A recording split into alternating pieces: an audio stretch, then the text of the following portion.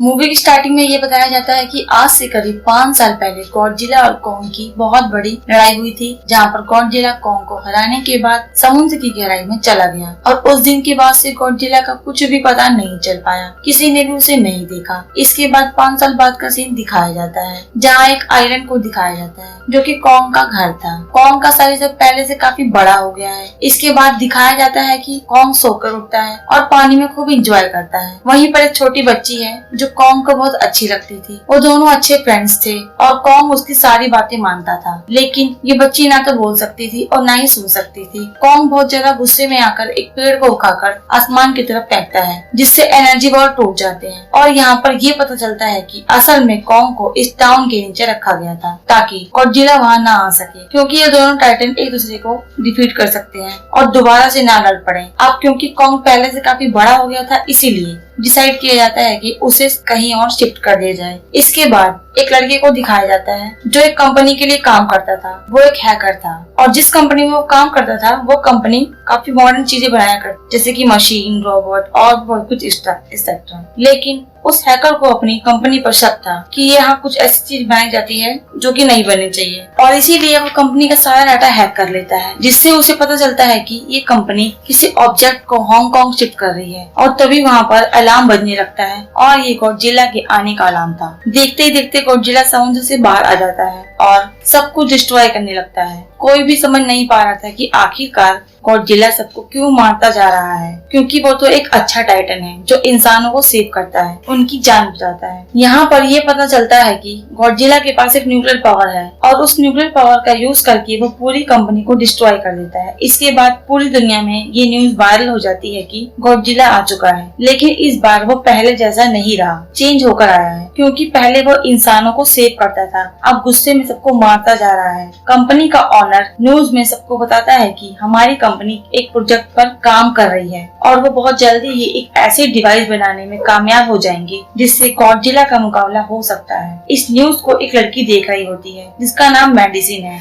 लेकिन मेडिसिन इस बात को नहीं मानती कि गॉडजिला गुस्से में है। वो गॉडजिला को बहुत अच्छे से जानती थी, इसीलिए वो इस न्यूज को बकवास मानती है, क्योंकि उसका मानना था कि गॉडजिला किसी को नुकसान नहीं पहुंचा सकता, वो तो लोगों की हेल्प करता है, उन्हें बचाता है। मेडिसिन अपने फादर के पास जाकर समझाती है कि गॉडजिला कभी भी ऐसा नहीं कर सकता, उनके साथ जरूर कुछ गलत हुआ है। लेकिन उसके फादर समझाने की कोशिश करते हैं कि ये सारी क्रीचर टाइटन इंसानों की तरह ही होते हैं, इनका मतलब इनका मूड चेंज हो सकता है। उसी तरह गॉडजिला भी चेंज हो गया है और वो इंसानों को मारता जा रहा है। इसके बाद मेडिसिन वहाँ से चली जाती है और वो हैकर की ऑनलाइन ऑडियो सुनती है। दरअसल वो हैकर गॉडजिला के बारे में एक ऑनलाइन ऑडियो अपलोड करता है और मेडिसिन डिसाइड करती है कि वो जाकर उस हैकर से मिलेगी और पूछेगी कि ये सब क्या है, गॉडजिला एग्रेसिव क्यों हो गया है और उसने इस कंपनी को डिस्ट्रॉय क्यों किया। इसके बाद कंपनी का ऑनर एक डॉक्टर सीनियर से मिलता है जिसका नाम डॉक्टर नाथन है। डॉक्टर नाथन एक साइंटिस्ट भी होते हैं। कंपनी का ऑनर डॉक्टर नाथन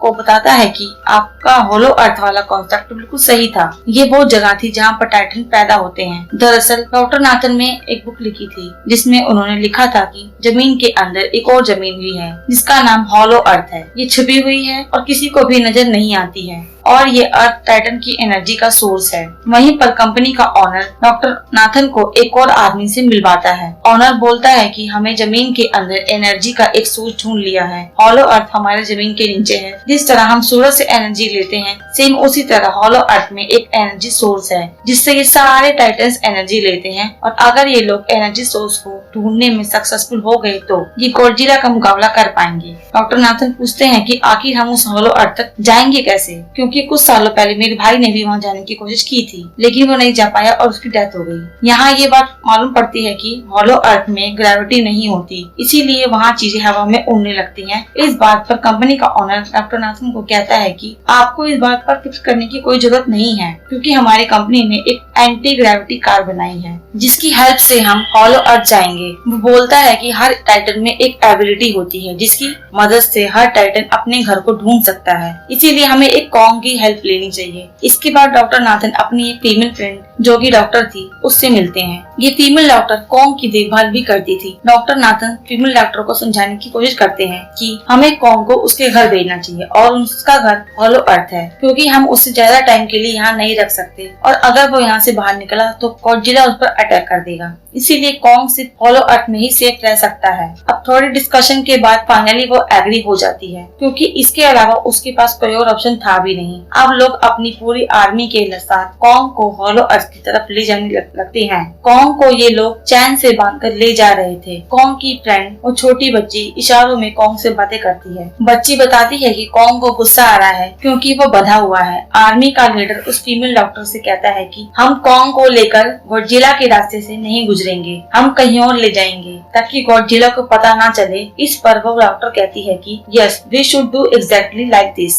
क्योंकि गॉडजिला और कॉन्ग की बहुत पुरानी दुश्मनी है, क्योंकि वो दोनों ही खुद को मॉन्स्टर का किंग समझते हैं और अगर वो दोनों एक साथ सामने आ जाएं तो तबाही मचा देंगे। फिर दिखाया जाता है कि मेडिसिन अपनी फ्रेंड को लेकर उस हैकर के पास जाती है। यहाँ पर हैकर उन लोगों को बताता है कि असल में कंपनी एक बड़ी चीज बना रही है और चीज को बनाकर हांगकांग शिफ्ट कर दिया जाएगा, लेकिन गॉडजिला को ये बात अच्छी नहीं लगी, इसीलिए वो उस कंपनी को डिस्ट्रॉय कर दिया। फिर दिखाया जाता है कि कंपनी वाली शिप में अलार्म बजने लगा। वो बच्ची फीमेल डॉक्टर को बताती है कि गॉडजिला आ रहा है। डॉक्टर नाथन कहते हैं कि गॉडजिला बाहर आ रहा है तो हमें कॉन्ग को फ्री कर देना चाहिए, उसकी चेन खोल देनी चाहिए ताकि वो गॉडजिला से हम सबको बचा ले। फाइनली गॉडजिला बाहर आ जाता है। वो एक शिप को डिस्ट्रॉय करते हुए लोगों की तरफ आगे बढ़ रहा था। जब कॉन्ग को पता चलता है कि गॉडजिला आ रहा है तो वो जोर से चिल्लाने लगता है, लेकिन ये तो चेन से बंधा हुआ था। तब गॉडजिला पर मिसाइल से अटैक किया जाता है, जिसका गॉडजिला पर जरा सा भी असर नहीं होता। उन लोगों की प्लेन को वो डिस्ट्रॉय कर देता है और अब कॉन्ग वाली शिप की तरफ आगे बढ़ने लगता है और शिप को पलट देता है। वो सब लोग समुद्र के अंदर गिर जाते हैं। फिर ये लोग कॉन्ग की चेन खोल देते हैं ताकि कॉन्ग गॉडजिला का मुकाबला करके हम लोगों को बचा ले। फिर कॉन्ग और गॉडजिला की बहुत जबरदस्त कॉन्ग गॉडजिला को समुद्र के नीचे फेंक देता है और पलटी हुई शिप को सीधा करता है ताकि सब बच सके।